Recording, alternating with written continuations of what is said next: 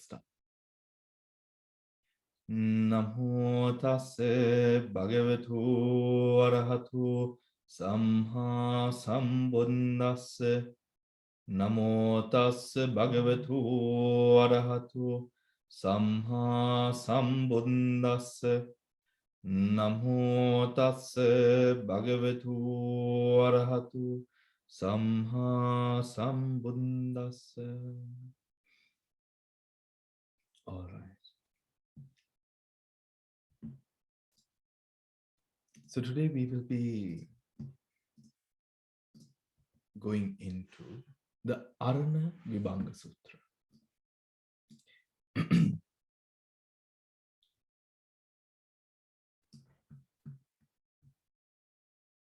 Now, the Araṇa Vibhaṅga Sutra is a sutra which is quite relevant and also is placed, or the way that it has been taught makes it a very important sutra in terms of the guidance that it gives within the sutra, and also by way of how it enlightens the path upon living a life without conflict, and this conflict being conflict brought about especially through vacha, through words, through interactions and communications that we have with the world, and not only with the world, but also in a way with ourselves. With ourselves. With ourselves. So let us get down to it. Araṇa Vibhaṅga Sutra. Is the sutra big enough? Yes, I will, Samantha. Thanks, Bhante. Is that fine, Samantha? Or bigger? I can go bigger. This? Yeah, that's perfect. Thanks, Bhante. Good. Araṇa Vibhaṅga Sutra. The discourse on the analysis of non-conflict. Preamble. Thus have I heard. At one time, the Blessed One was staying in Anathapindika's park in Jetha's forest near Savatthi. There, the Blessed One addressed the big monks, bhikkhus. Bhante, the monks replied in assent. The Blessed One said this, bhikkhus, I will teach you the analysis of non-conflict, Listen and pay close attention to it. I am going to speak. Now, this word non-conflict has been offered an explanation here. Araṇa, non-conflict, also translated as peace. The peace that comes from the absence of defilements and the conflict that comes from their presence. Opposite is Saraṇa, conflict, disturbance. Commentary says that Araṇa means free from passion or defilements. At Vibhaṅga, the aggregate khanda of feeling is twofold, Saraṇa and Araṇa. Under Saraṇa and Araṇa. Okay. Now, coming back. Listen and pay close attention to it. I am going to speak. Yes, Bhante, the monks replied in assent. The Blessed One said this. Summary. You should not pursue sensual pleasure. It is low, vulgar, coarse, ignoble, not beneficial. And you should not pursue self-mortification. The important word here, everyone, to relate or try to attempt to relate is the word pursue, right? think about that word pursue. You should not pursue self-mortification. It is painful, ignoble, not beneficial. Without turning to either of these extremes, there is a middle way. There is a middle way. Let us attempt to also connect. We know the middle way is the Eightfold Noble Path. Traditionally, through colloquial language and colloquial communication reigning from our Eastern Buddhist culture, we would translate the middle way as the Madhyama Pratipada. Not the Sinhala, not the Pali, but the Sinhala, Madhyama Pratipada. But what truly does the Eightfold Noble Path have to do with the term Madhyastava Jivatviva? Is something that we can speak about today, right? Because how does the Eightfold Noble Path, starting with Samma Ditti and ending in Samma Sati Samma Samadhi, right? What does that have to do with Madhyastava Jivatvima, or living in the middle way, right?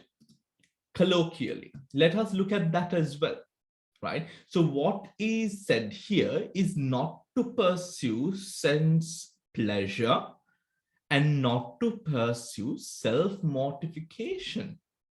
Kayata manasata duk dimat. A duk deeming right? Now, what is that? Let us go ahead and see. So we have a couple of questions that we hope to answer or to sort of relate to in a certain way. There is a middle way awakened to by the Tathagata that gives rise to vision, to knowledge, to peace, to direct knowledge, to awakening, to nirvana, right? Here we'll read, see Dhammacakkappavattana Sutra, where the statement is simply made in the indicative mood. Notice how this statement is phrased in the terms of a trinity, the two extremes and the accept, rather than the simple duality. While it is, of course, often necessary to speak in terms of dualities, this and not this, the insistence on dualities as absolute black and white is a potent source of intolerance and conflict, especially in religious dialogue.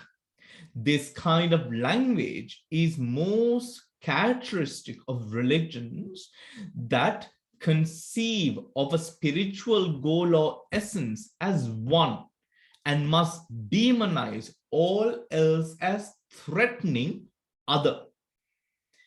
The most characteristic Buddhist number is not one, but zero. I think that's beautiful by Venerable Sujato. Is not one, but zero. A number whose existence and power went unsuspected by all the Western philosophers and whose discovery was facilitated by the Indian philosophical climate permeated by the Buddhist notion of emptiness. While one is rigid, unaccommodating, and unyielding, zero is gentle and embracing. I mean, how beautiful is that statement, isn't it? Right? And I mean, who would think about that as well? Right? So thank you, Venerable Sujato. Now, coming back.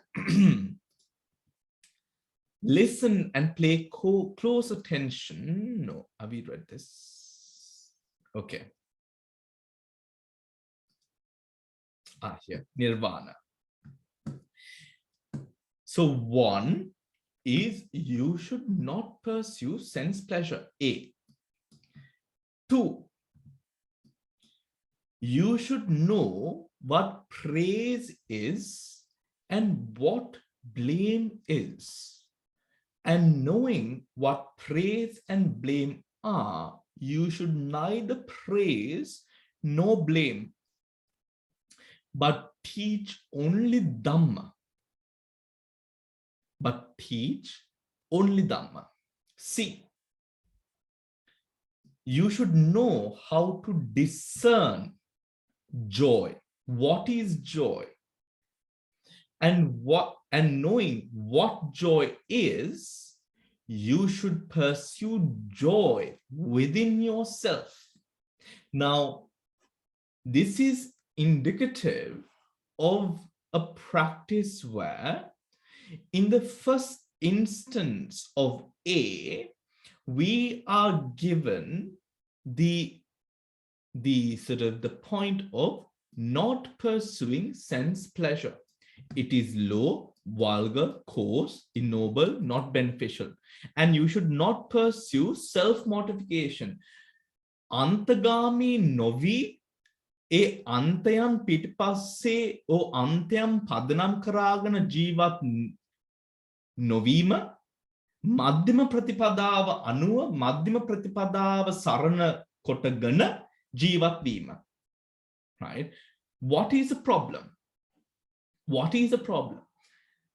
The problem does not essentially arise in the fact of the quality of sense pleasure or self-mortification, or the lowliness of self-mortification. That is not the prime essence.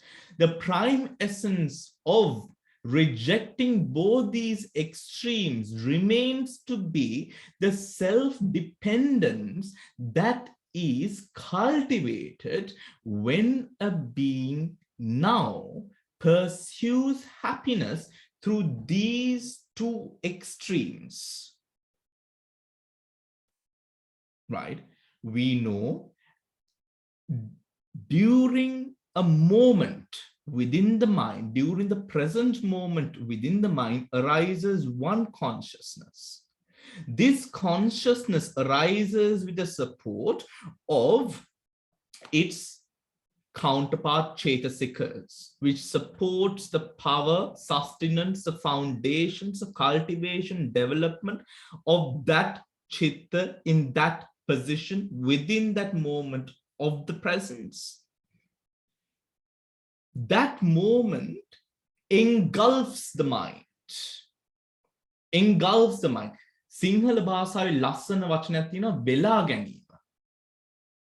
Right? It overcomes, saturates the mind.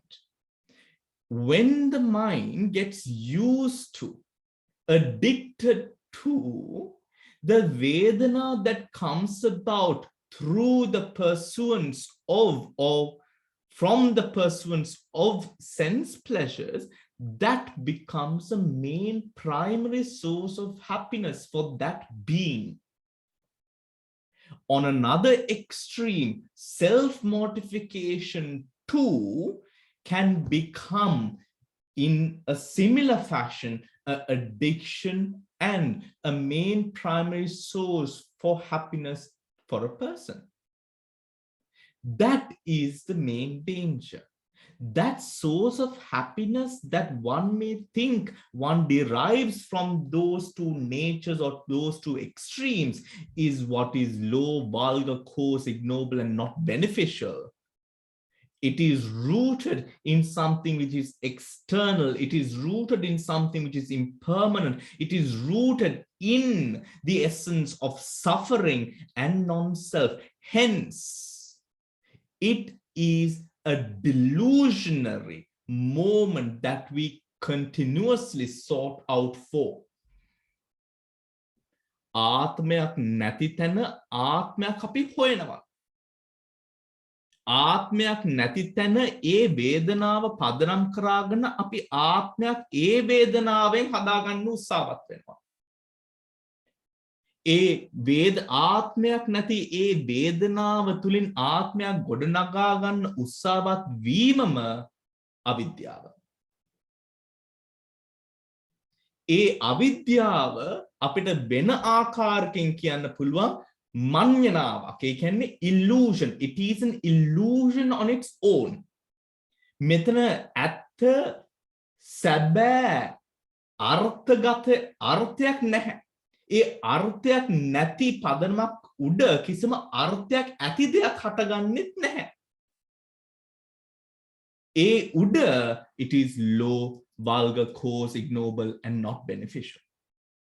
So this is talking about the dependence that a person builds upon these two fabrications of mind, that is the pursuance of sense pleasure and the pursuance of self-mortification. Pursuance of self-mortification, right? And although we might not go into extremes of, for example, like the Buddha went through, or like the Paribhajakas went through, as we've already read the stories, the extremes being eating a seed or a grain of rice per day. I mean, we might not be doing that, right? However, we might be pursuant of other techniques and ways of self-mortification, which might drain our sense of happiness in this life. For example, fear of commitment, right? Fear of commitment, the fear of the unknown, the inability to keep oneself in a position of happiness because of that fear of change, because of the fear of the unknown. These two can cross over from being just a simple fear to now self-mortification, which is a prime reason that a person might be living in suffering. So remember that self-mortification doesn't literally have to be eating a grain of rice. We very well do it in our own little ways as well, although not in that extreme of what the Bodhisattvas did. Okay, moving on. B, praise and blame. When I read this, the first thing that came to my mind is this book which was written, which talks about about Satan's grasp over a being, right? Satan's grasp over a being. It is, of course, it is a book written in the West. It is a very old book.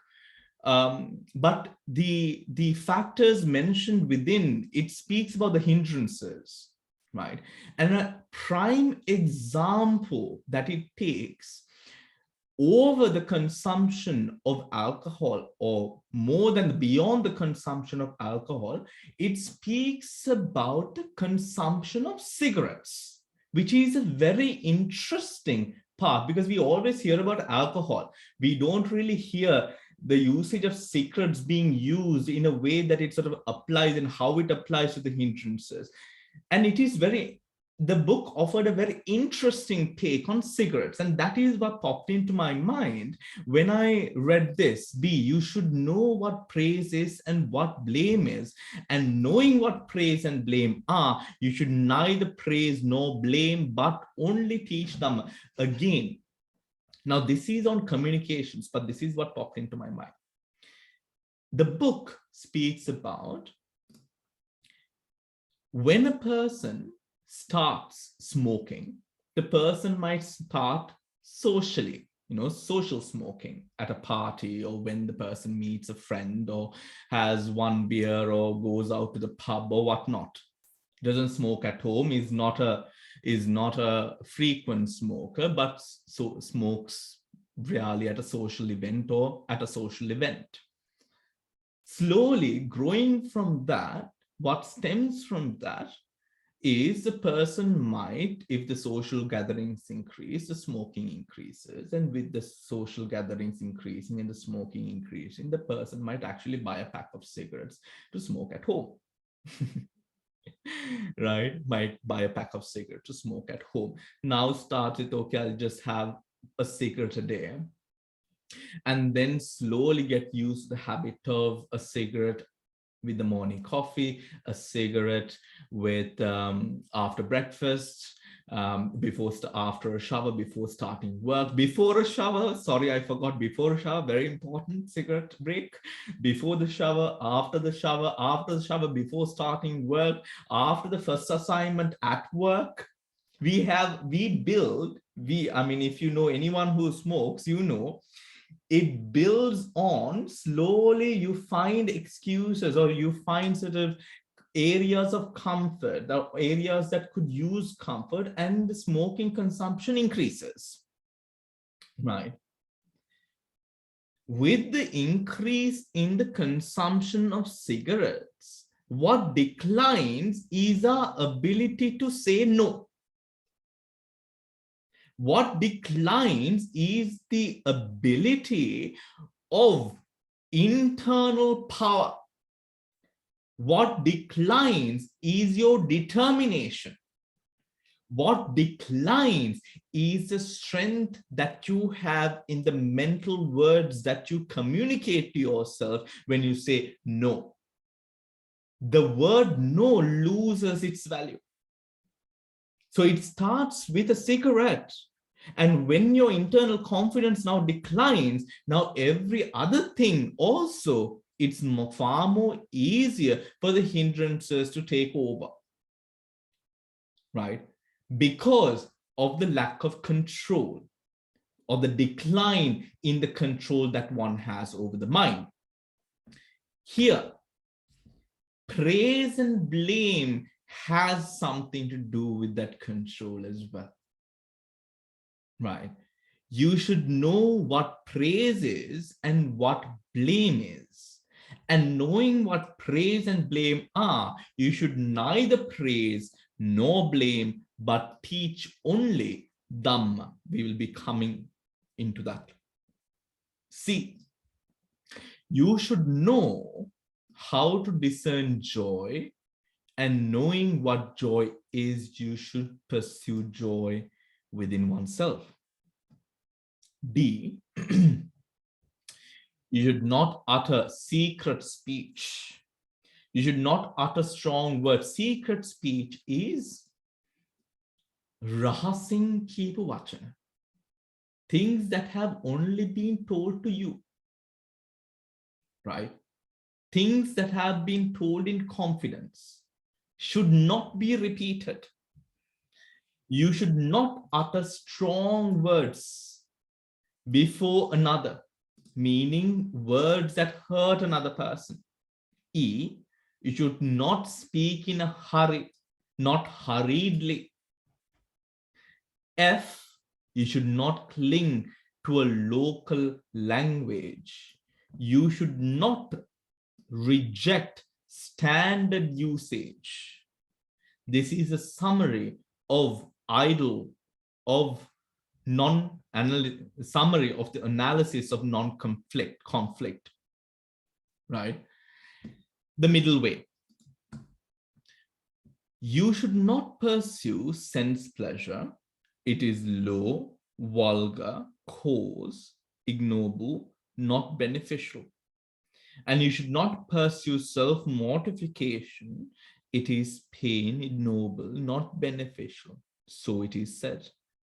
In what connection is it said? The pursuit of pleasure.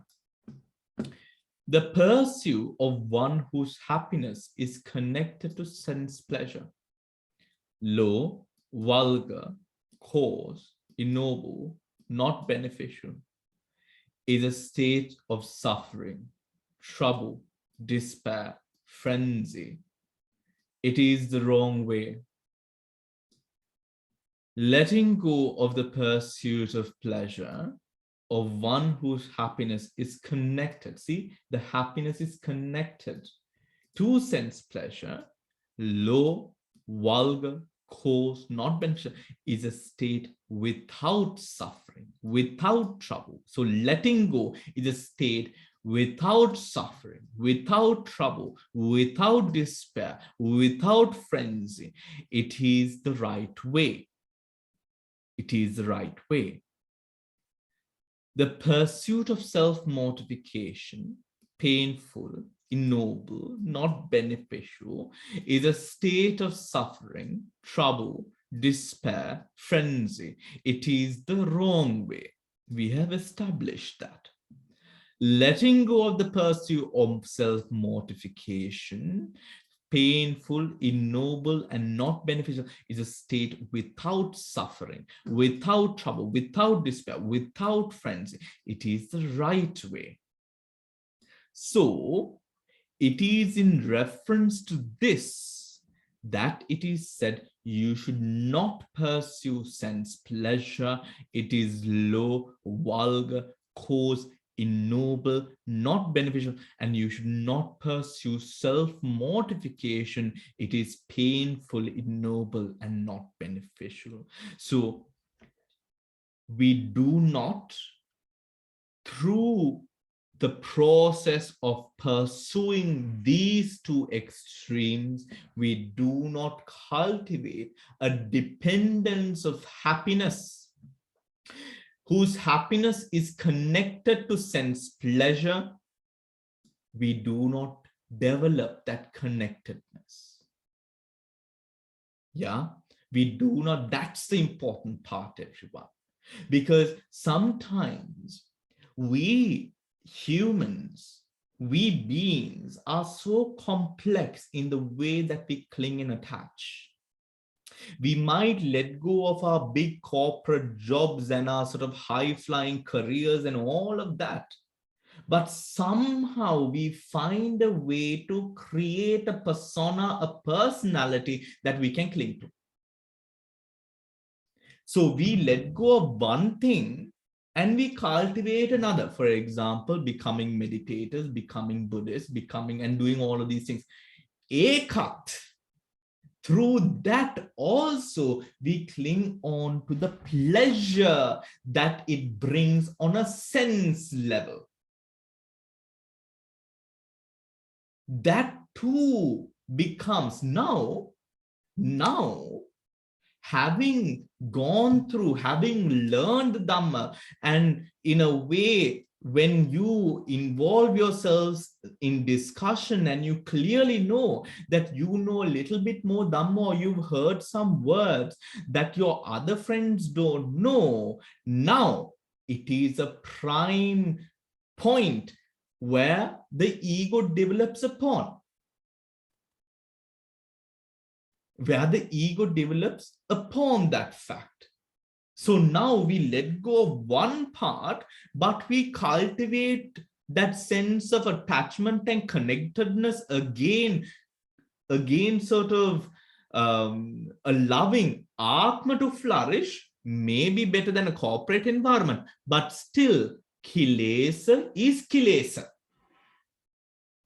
Right? Something that our teachers would always say, I remember, something that our teachers would always say is, it is better to enjoy your meal rather than pretending that you do not enjoy it.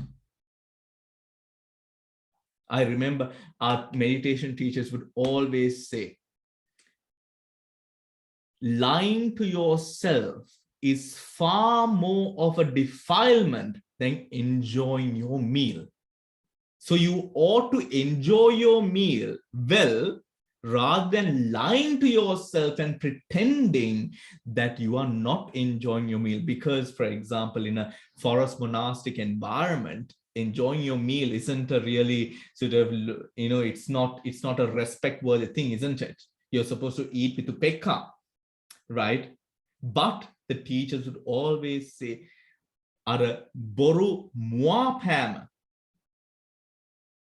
ඒ ආහාරයේ රස විඳීමටත් වඩා බරපතල අකුසලයක්.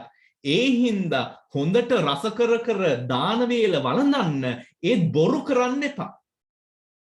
බොරු මුවාපෑමක්. මිනිසුන්ට පෙන්නලා අනිත් හාමුදුරුවෝල්ලට පෙන්නලා ඇක්ට් එකක් කරන්න අවශ්‍ය නැහැ. and that truly makes sense, because we become liars. And we become so judgmental over the flaws of other people too, assuming that we know that this is the way that it should be. And that is why I think this statement by Acharya Sujato is so important. The world is not this or that. It's 100 million shades of different colors, because people's in signatures, people's behaviors, people's kilesas and levels of kilesa are so different. It is not this or that. That is why the Buddha himself, he would say, for example, if it was this or that, the Buddha would then say, okay, Angulimala did this thing which is wrong, or Patachara did this which is wrong, or Devadatta did this which is wrong, and that is wrong, that is it. But what did the Buddha say? The Buddha spoke of karmic journeys. The Buddha spoke about the karmic storage. The Buddha spoke about karmic potential. The Buddha spoke about the potential defilements within beings. The Buddha spoke of the tainted mind and how alobha, adosa, amoha are just as much roots as lobha, dosa, moha. And those are things that we should remember. For example, we say, if we do not like to give, we should not give. But in terms of dana, right? In terms of dana, do we imagine in the Vesantara Jatakaya that the Buddha was happy to give away the children as a bodhisattva? No, the Buddha wasn't. There are instances that we have to actually imagine that it is not this or that. If Buddhism or the Buddha did say it is this or that, that it is black and white, that life is black and white, I mean, it is absolutely delusional. Isn't it? Don't you think? Because life is far more complex than that. That is why the Buddha says karma niyaya is achintaniya. Right? Karma niyaya is achintaniya. In the Bodhisattva Vata, it says that the Buddha did not have water when he was during his last days. Remember the Neranjana Ganga, Neranjana, the water was muddy. The karma birds, which is mentioned within the Burmese Sutra Pitaka, was that he chased away a deer who was drinking muddy water. He chased the deer away from drinking muddy water because he thought that the deer was consuming water which was not clean. However, the dosa chitta which came on to or came up to chase the deer away is what then sort of the Buddha experienced during his last days when he did not have water to drink. When he did not have water to drink. This question, I remember I asked, we were on a walk in Matale through the mountains. We were, the monks, we were on a long walk. It was like a Dutanga walk in Kurunagal while we were staying in. So this story popped into my mind and I asked the Bhante, I was like, Bhante, this story is there. And the Bhante is the one who then told me, okay, that story is not in the Sri Lankan Tripitaka, it is in the Burmese Tripitaka. However, he then asked, okay, so we are walking and we see that a serpent, Nayak, is sort of attacking a frog or whatnot, right? What do we do, right? So some monks said, okay, probably maybe we can sort of, save the frog. Or some monks said, no, just, it's nature. And the Bhante, he said, the local Bhante, he said, it is what right do we have? Because for us, it's two animals. For them, it is a meal, their meal. But what right do we have to sort of go into and sort of separate or stop the natural order of what is happening there? So what is black and white? So just imagine this predatorial nature that we have in nature. right? Consumption, I mean, what are they going to do? Go to McDonald's and order a burger? No, they have to kill, right? And if the ecosystem does not depend on if one animal does not consume another animal, the ecosystem will collapse. What happens if the ecosystem collapses? Everything collapses, right? So then that is inherently why beings of certain levels are unable to attain nirvana.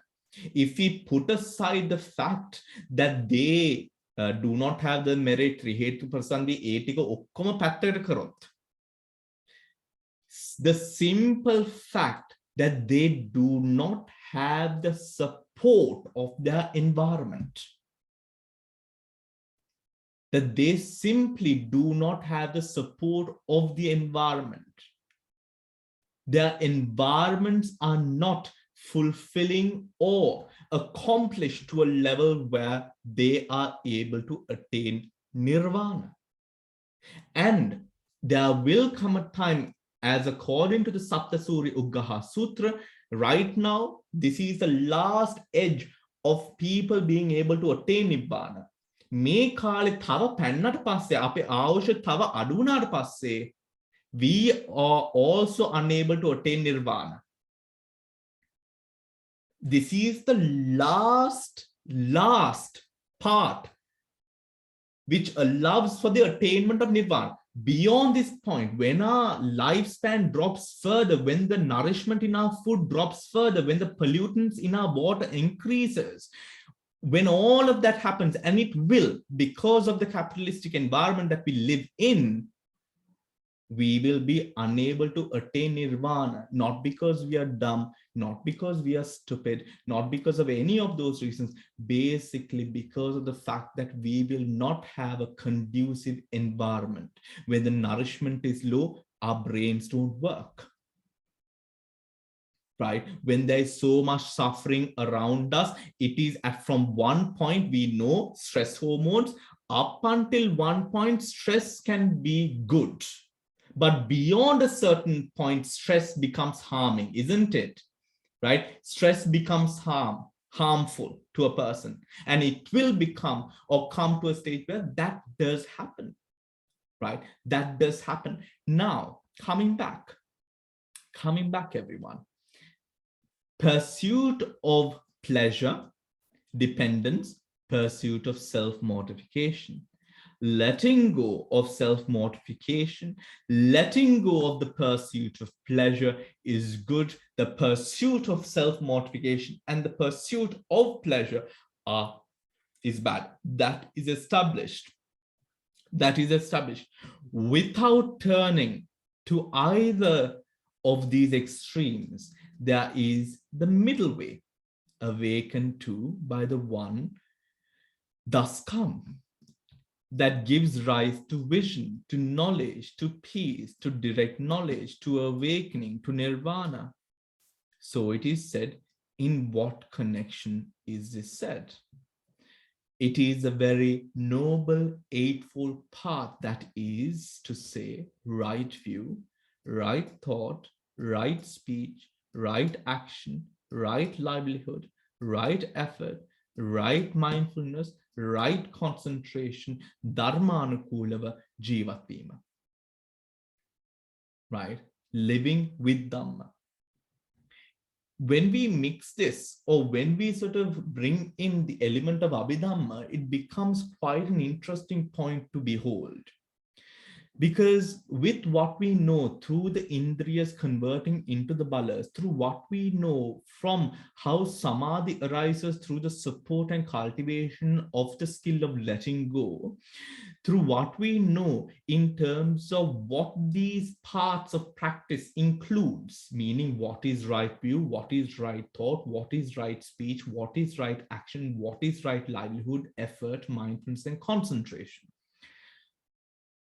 The two things that truly converts a man, a person, is right view and right thought, right? That is the defining or discerning effect of prajna. When prajna it is put forward, our life, if there are disjointed parts in our life, these disjointed parts in our life fits in, right? Now, for example, if we are very critical of people and if we speak poorly, badly of people, right? If when it comes to commenting of a person, the first thing that we say about a person is something which is negative, we are all intelligent enough to know that there is clearly something wrong, isn't it?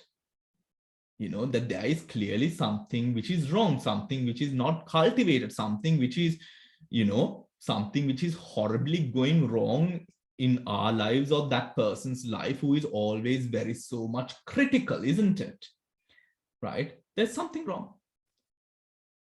But if right speech, වැරද්දක් තියෙන මිනිස්සෙක් වැරද්දක් ප්‍රකටව පේන මිනිස්සෙක් ගැන වුණත් අපිට හොඳ දෙයක් කියන්න පුළුවන් නම් ඒ එවැනි කෙනෙක් කෙරෙහි අපිට ගරුත්වයක් ඇති වෙන්නේ නැද්ද? Right? එවැනි කෙනෙක් ගැන වුණත් ගරුත්වයක් ඇති. There is a sutra. A merchant who was a wealthy merchant was a little bit of a stingy fellow, right? Was a bit of a stingy fellow. So when the monks came for Pindapata, he offered something very small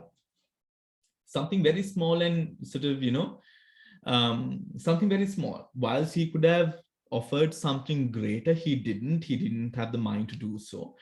The motivation to do so. He offered something which is very small, right? When he did offer something which was so small, the monks, they thanked him so grandly, right? So grandly they thanked him. They showed so much of gratitude, right? Now these are arahants, huh? These are arahants.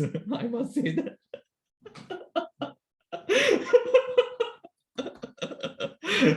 These are arahants. Before your mind goes wandering, these are arahants. So the arahants thanked this merchant so much.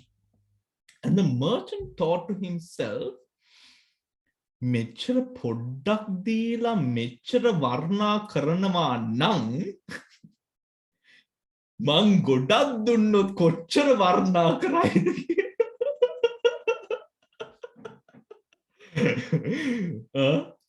And then what happened? The next day, he was ready. He was prepared. He was prepared to give, and he was prepared for that warm celebration of his generosity. Right? His warm celebration of generosity. When his generosity, even in the spirit of receiving these compliments from the Arahants, even in, although the spirit wasn't that pure, that moment of generosity, his mind opening to that moment, අර පොඩි මොහොතට හරි පාරිශුද්ධත්වයේ තිබෙන මේ චිත්තයකින් අර දාන දෙන අවස්ථාව මුල් වෙනවා දැන් අර දානේ පරිත්‍යාගයේ තියෙන වටිනාකම හිතට දැනෙන්න පටන් ගන්නවා.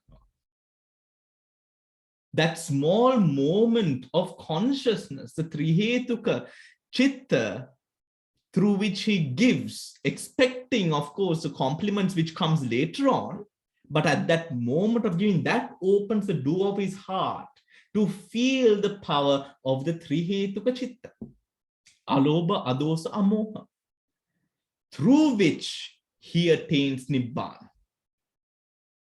He attains the first phala of the Sotapanna through dana, right? Through dana. Now, coming back to this part, the first two is prajna.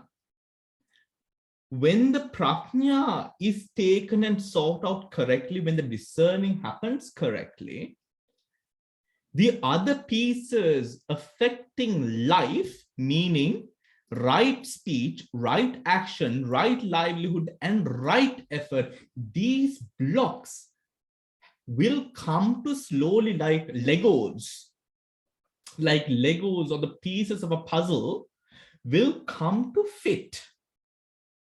When it comes to fit, and it must, when it comes to fit, and it will, and it must, what happens is now, because of the prajna, these problems are sorted, meaning speech, action, livelihood, and effort. With that essence, the mind is able to come into state of sati and samadhi. Owing to that satya and samadhi, lokotara vidarshanawa hatagannawa. The supramundane vipassana insights arise. The insights arise. But those, like those pieces of a puzzle, like those pieces of the Legos, right? Likewise, do these parts of right action, right speech, right action, right livelihood, right effort must fit together. Right? Must fit together. මේක සමහර කට්ටියට අපි දන්නවා ත්‍රිපිටකයේ අනුව සමහර කට්ටියට මේක සම්පූර්ණව පාරිශුද්ධියෙන් රකින්න අමාරුයි. Right? පාරිශුද්ධියෙන් රකින්න අමාරුයි. A good example is the meat seller, the man from the slaughterhouse. Remember that, isn't it? Where this man from the slaughterhouse, what he did was Panchasile Rakka නිදාගන්න යන වෙලාවට රැට, after he came home from work. What did the Buddha preach to Patachara, the prostitute? He spoke the ethics of prostitution. If you take money from a client, a person, make sure that you do offer and complete what services were offered. The Buddha taught the ethics of prostitution.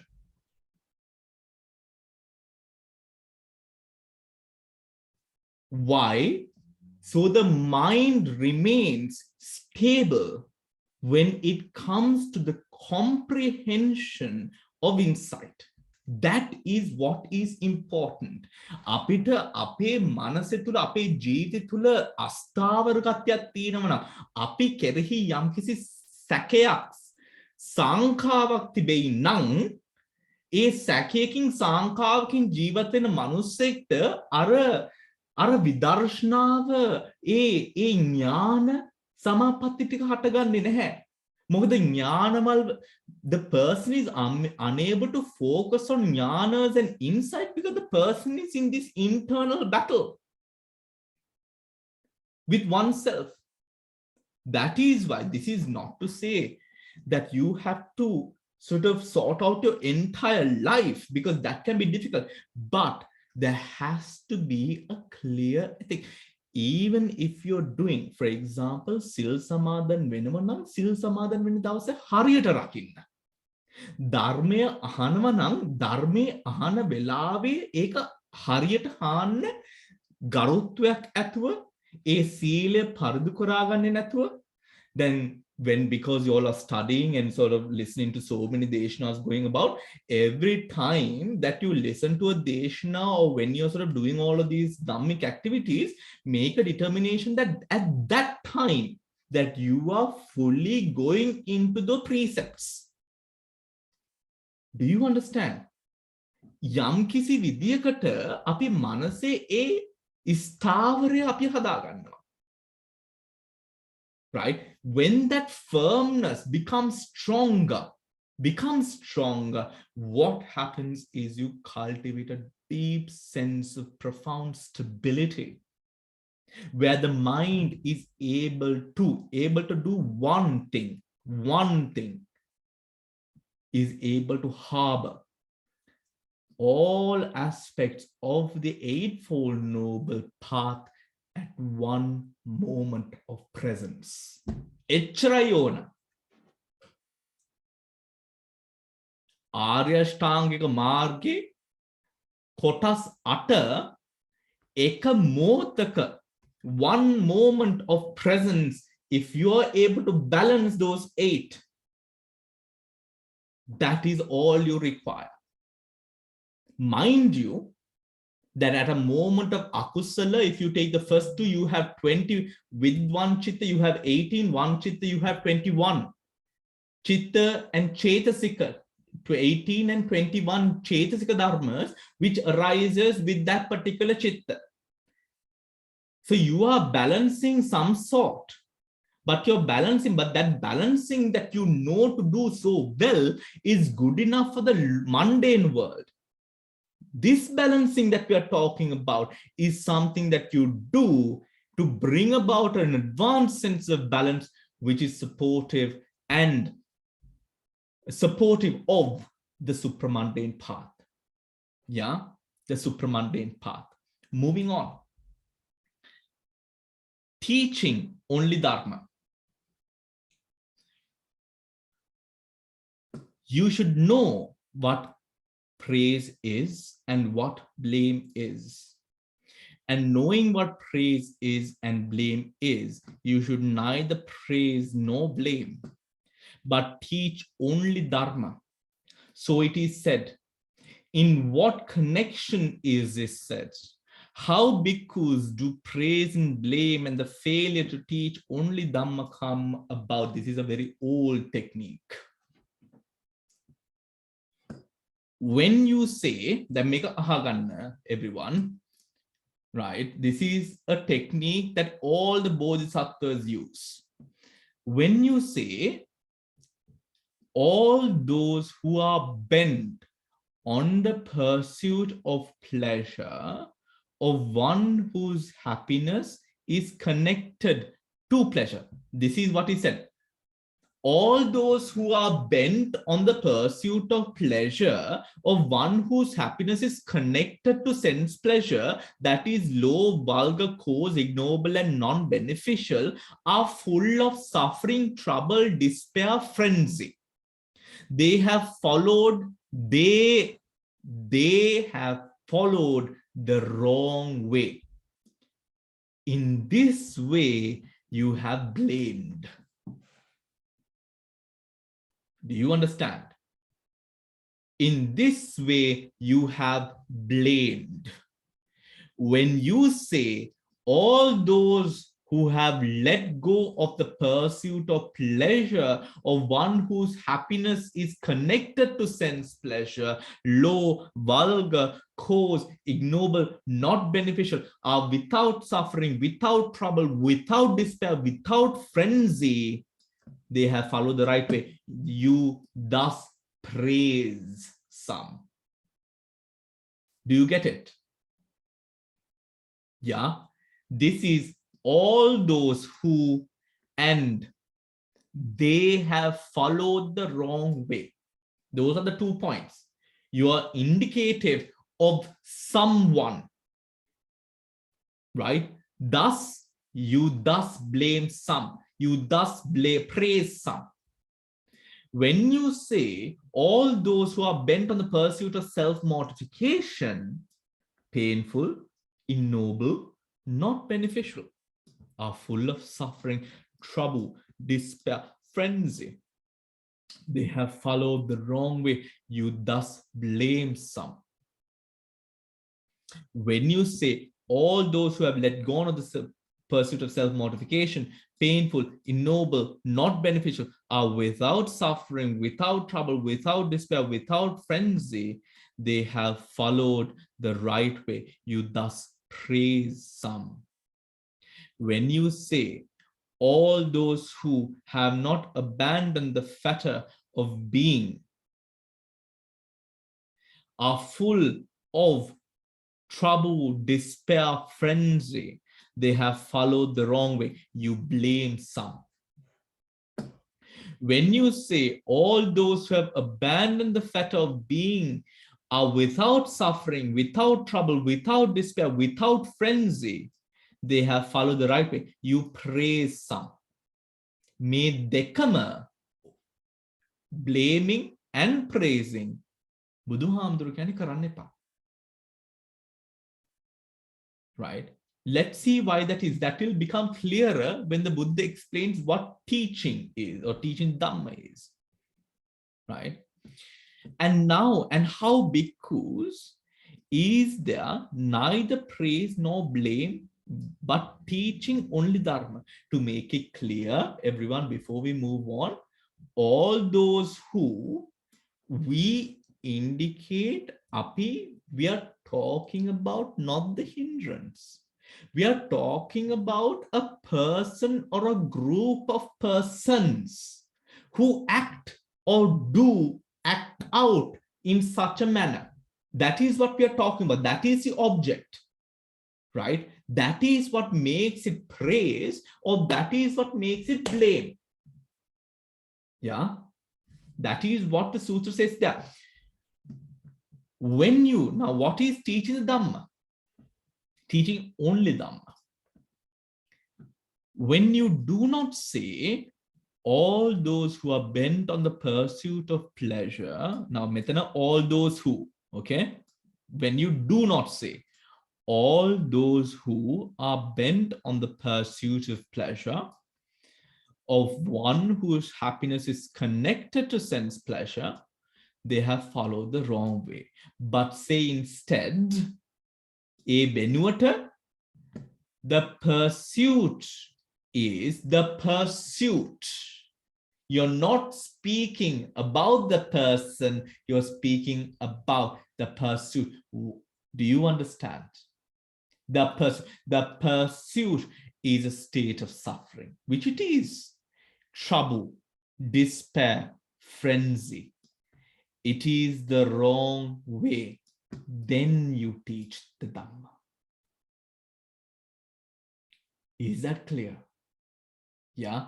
We are not indicative of a person. We are indicative of a general yet accurate practice, which is in effect here the pursuit itself. When you do not say all those who have given up the pursuit of pleasure, of one whose happiness is connected to sense pleasure, they have followed the right way. But say instead, the letting go is a state without suffering, without trouble, without despair, without frenzy. It is the right way. The letting go.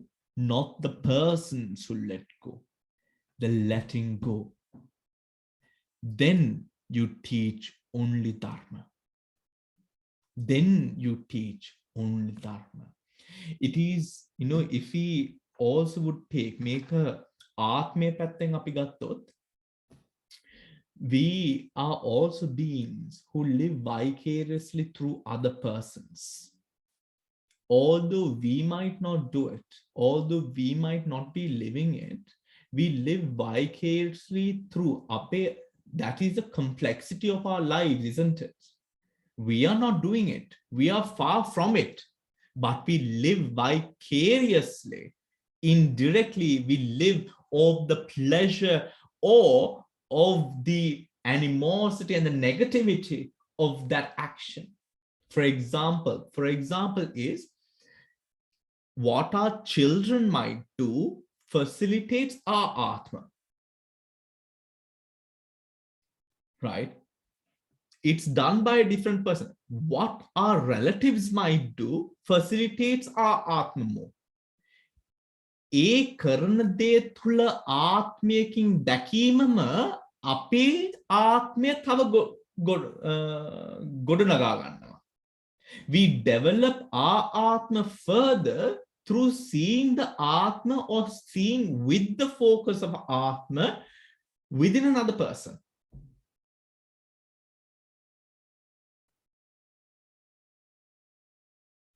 Example. You are not wealthy, but have a lot of wealthy friends. Yeah, you're not wealthy, but have a lot of wealthy friends. What happens? Although one is not wealthy, having wealthy friends cultivates a atma that gives out the vibration of wealth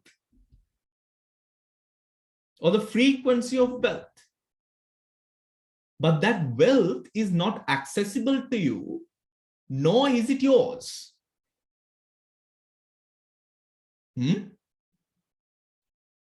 You're not an important, powerful person in terms of power. However, have or know many politicians or people in positions of power. Now your Atma feels powerful. In seeing self, now the basic point here is, in seeing self within another, you see self in yourself.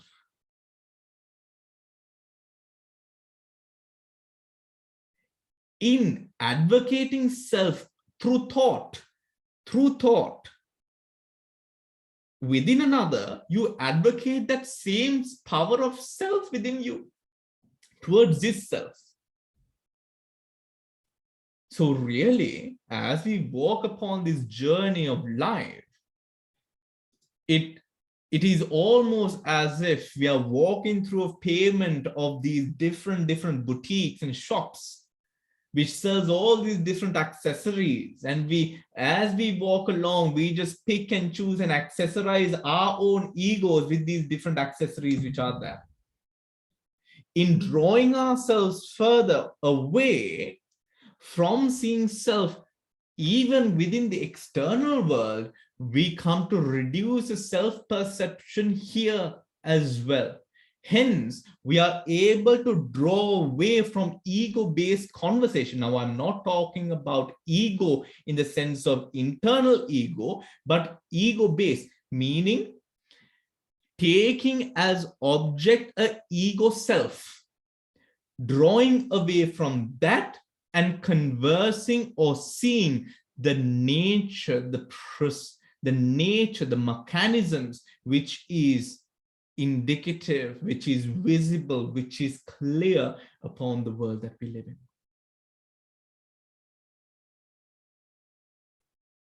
in. Because now, for example, just take this. Now we have grown up with karma, or the word karma, right? We have grown up with it, regardless of whether if you're Sri Lankan, if you're Asian, right? East Asian or sort of Southeast Asian, you will know what karma is.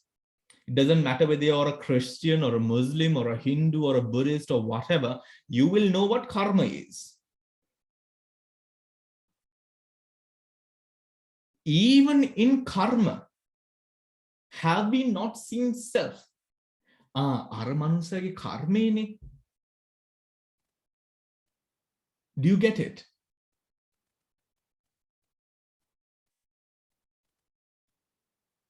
Yeah, makes sense. In reality, it's the other way around. But we take it from, we know through the Dhamma that the mechanisms of karma are beyond our comprehension and at most times beyond our control, right?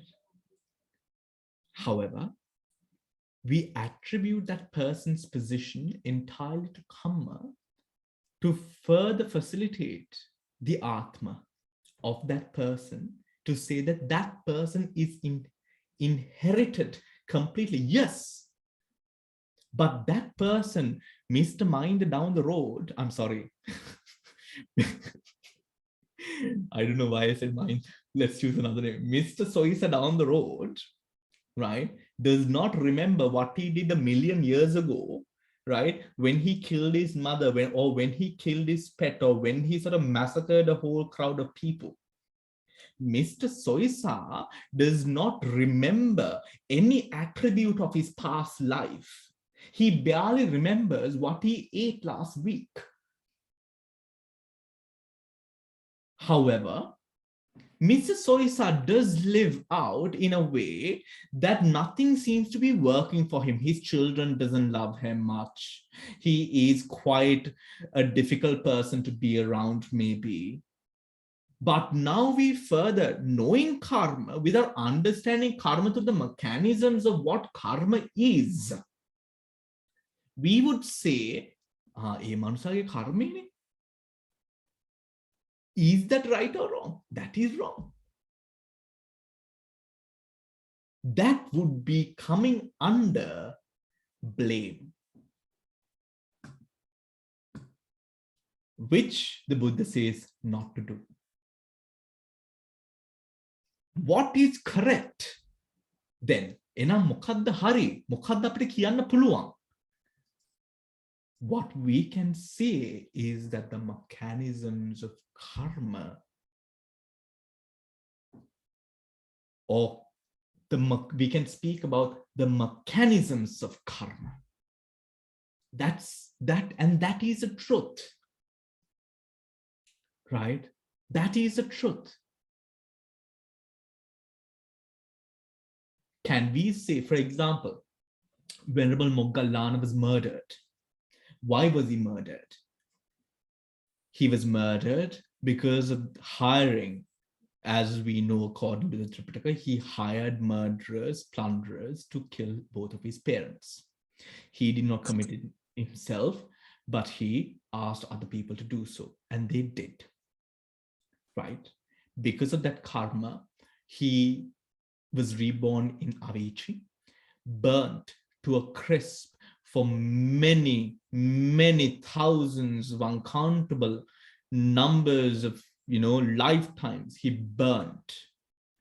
In resemblance of that burning, he was born with this sort of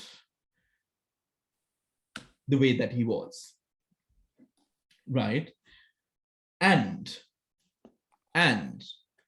during his last phase of life, being the enlightened being that he was, the mother of the Sangha, Sariputta Thero was the father of the Sangha, Moggallana Thero was the mother of the Sangha. He was very maternal.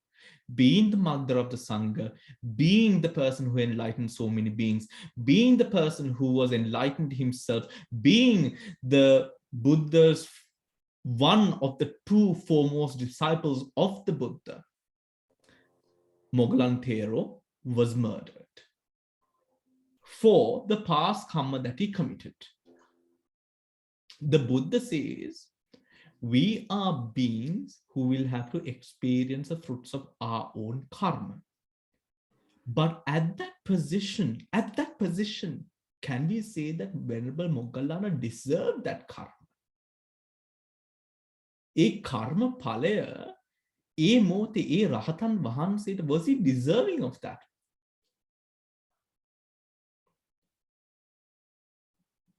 If we are very critical and cynical, maybe we would say yes, because he did do it in his past life. But actually, he was entirely reformed. He was reformed to such an extent where he would never commit any unwholesome ever again in his whole entire samsaric journey, to an extent where he ended his samsaric journey. So maybe it would be fair to say, he was not deserving of such an end, because he had gone through the hellish realms, he had gone through that suffering, and he also enlightened himself. Not only enlightened himself, he also allowed other beings to enlighten themselves. So then who is deserving of this karma? Isn't it? If we take the children, the babies who are killed, raped, if we take the children who are trafficked, yes, might be karma. Are they deserving of such karma? If we take this very moment, they are not deserving of such karma. Their karmic storage is such that these things will happen. They are born into positions where these things happen, right? They're born into positions where they are not protected. However, at that moment of innocence, it would be rather unfair to be so cynical to an amount where we would say they deserve that karma. But karma is karma. Karma will give effect. Whether you are an enlightened being at that moment or not, it will give effect. If you have done it in the past, it will give effect. That's the mechanism of karma. That's the truth, isn't it? And that's the truth. That's the mechanism of karma. Just as, you know, we might have not done anything bad to a person. We might have been the donors of cancer hospitals and all of this, only to die of cancer later on in our life. Are we deserving of such a thing? Probably not. But maybe we have had a karma in the past. Probably. But that's the mechanism of karma. If we say, yes, we are deserving for that which I did a million eons ago, then that is Atma itself. ඔතකොට මනුස්සයෙක් දැකලා මනුස්සයෙක්ගේ දුකක් දැකලා මනුස්සයෙක්ගේ වැරද්දක් දැකලා ඒ මනුස්සයාගේ කර්මය කියන එකම අනිත් මනුස්සයාගේ ආත්මය අපි තව උලුප්පවලා අපි පිළිගන්නවා ඒ මනුස්සයාගේ ආත්මය උලුප්පවලා පිළිගන්නවත් එක්කම අපේ ආත්මය තව අපි වර්ධනය කරා ගන්නවා ඒ හින්දා බුදු පියාණන් වහන්සේ දේශනා කරනවා ධර්මයෙන්ම කතා කරන්න. Because when we do take that approach, we are not further validating another person's delusionary Atma, neither are we validating our own Atma. And that's the important thing, everyone. To not validate your Atma. Because we stop doing everything. But then we start validating our Atma through other people's, through the judgments we have over other people. Yeah. Samantha, did you want to say something? No. Bhante, can I say something? Dil. Yes, Dil. Bhante, I may be quite wrong, but this reminded me when we first started Abhidhamma, we were keeping on saying, what is Chitta, right? And we were keeping on saying that it's not an agent, it's not an instrument, but it's an activity. So like that here, the pursuit is a process, right? And it's not a person. And that is the Atma also. So what in the same way, it's not whether it's an agent or an instrument, but it's not, that is the process. In here also, pursuit is an activity. It's nothing to do with the person. If you go and say somebody is ignoble, then it's bad.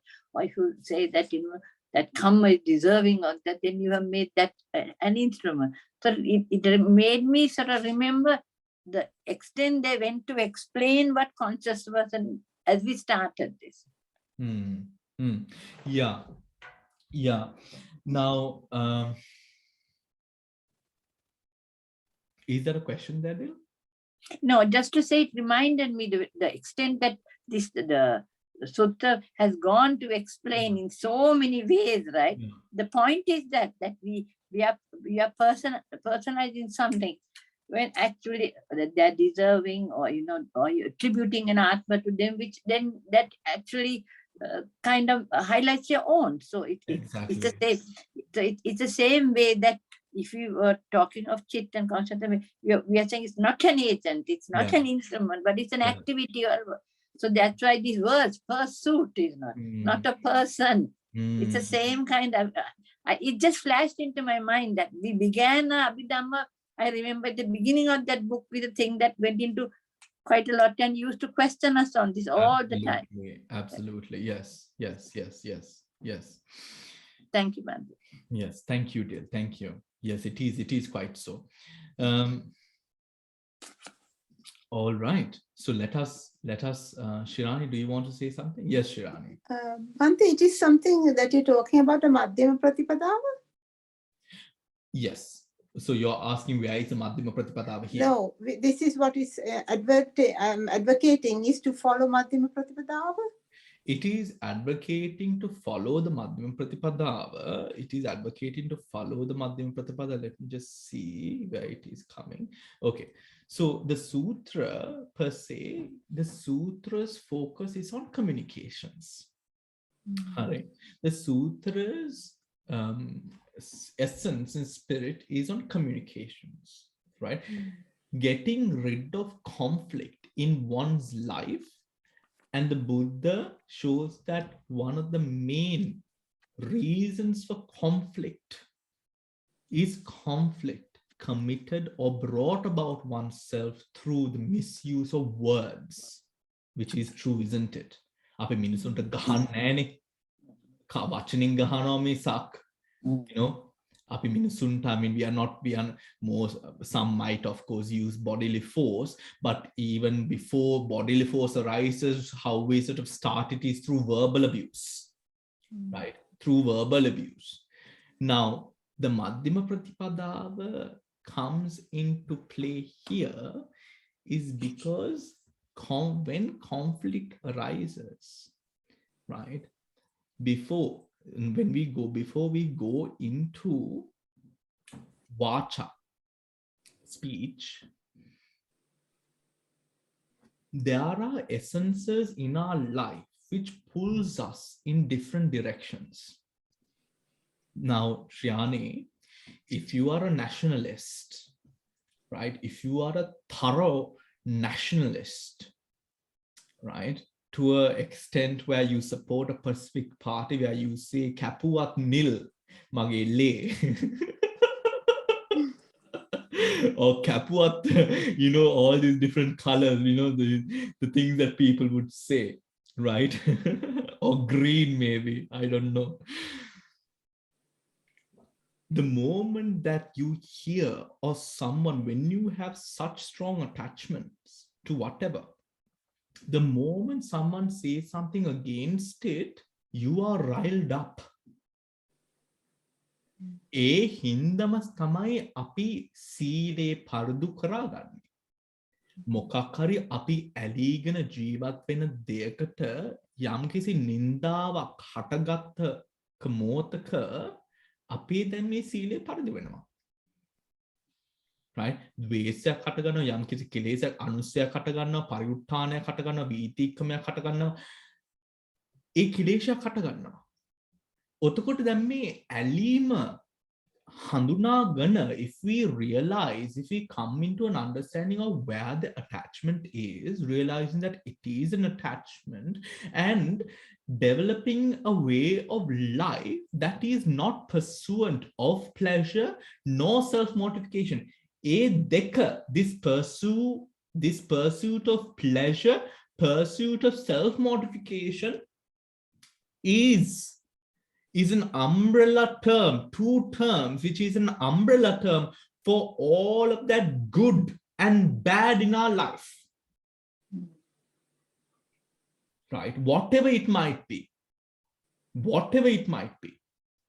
Right? So when our happiness or our sense of being is not centered or founded on the fact of this මේ අරමුණෙන් ලබා ගන්න තෘප්තියෙන් නෙමෙයි, අපි ආධ්‍යාත්මික දියුණුවෙන් හටගන්න ඒ තෘප්තියෙන් තමයි ජීවිතේ ඒ මට්ටමට.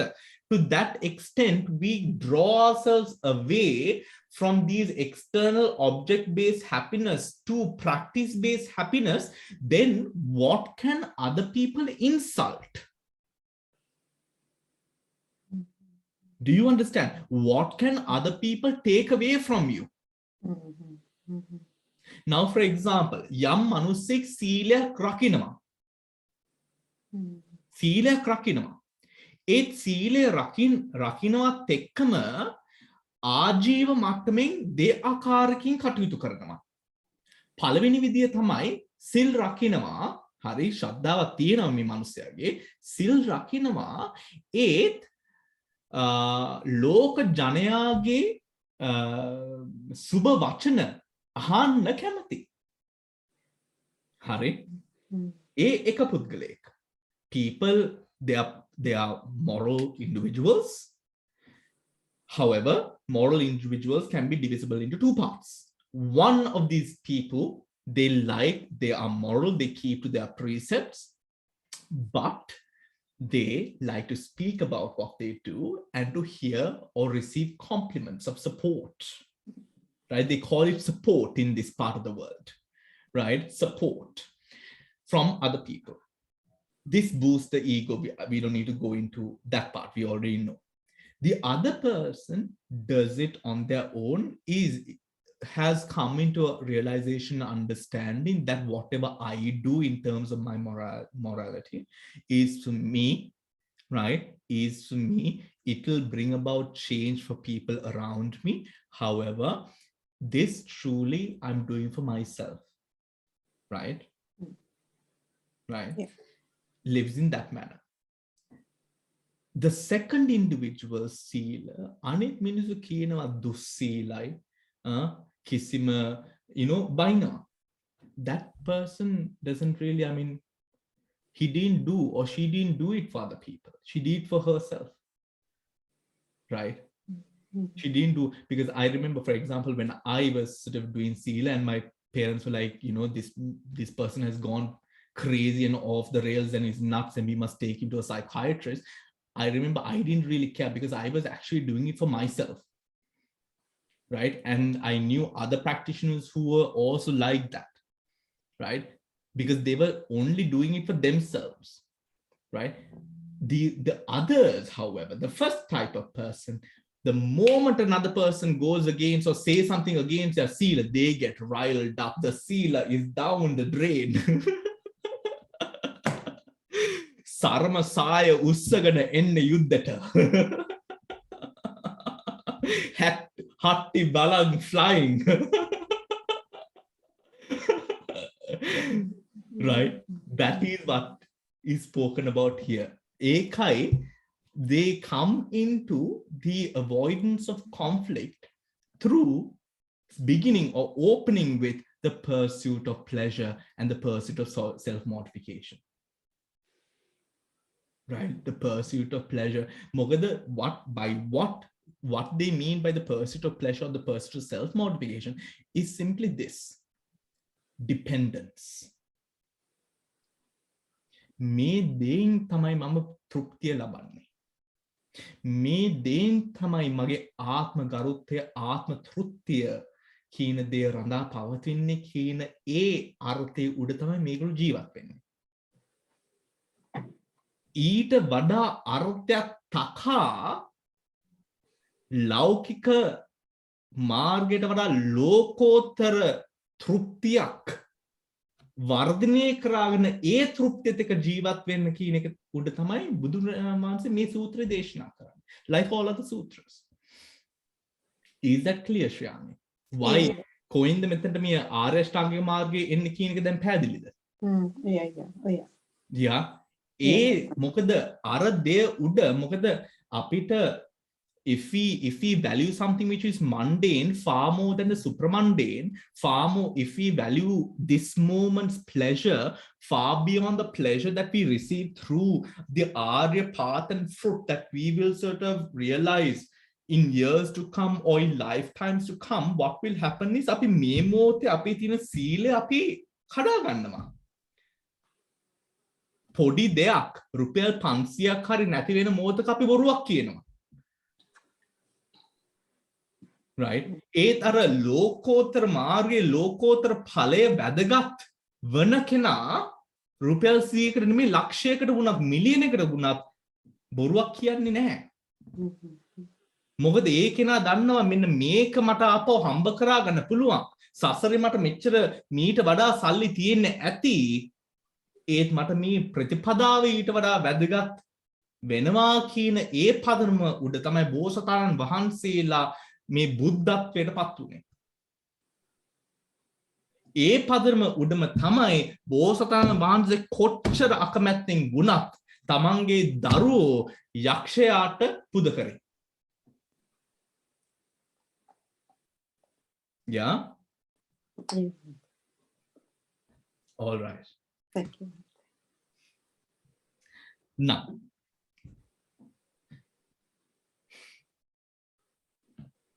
when you do not say, coming back to the sutra, everyone, when you do not say, all those who have not abandoned the fetter of being are full of suffering, trouble, despair, frenzy. They have followed the wrong way, but instead say, as long as the fetter of being is not abandoned, being too of being is not abandoned, being meaning self, too is not abandoned, then you teach only dharma. When you do not say, all those who have abandoned the fetter of being are without suffering, without trouble, without despair, without frenzy, they have followed the right way.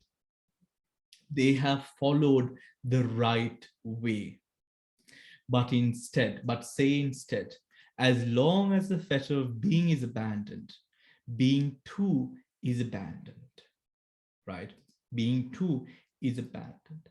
At the time, when we take even educational psychology, when we take the psychology that we thought, which was true back in the day, even when I was in school, teachers would imagine, educators would imagine that putting or demeaning a person, a child, over the fault which was committed would have been an effective manner to heal or to sort of put the child on a proper path.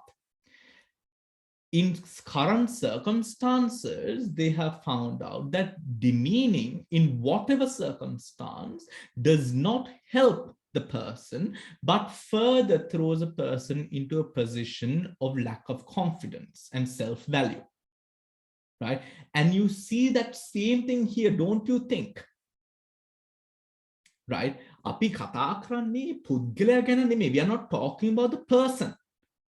We are talking about a function, an action, which is general, which is committed by all beings with kilesa and hindrance. ඒක තේරුම් අරගෙන අපිට අපේ තියෙන වැරදි හදා ගන්න පුළුවන්. ඒත් අපේ කොන්ෆිඩන්ස් එකට අපිට මේක කරන්න බැරි දෙයක් මං මහා නින්දිත මිනිස්සෙක් ඒ මට්ටමට ඒ ගානට අපි වැටෙන්නේ නැහැ.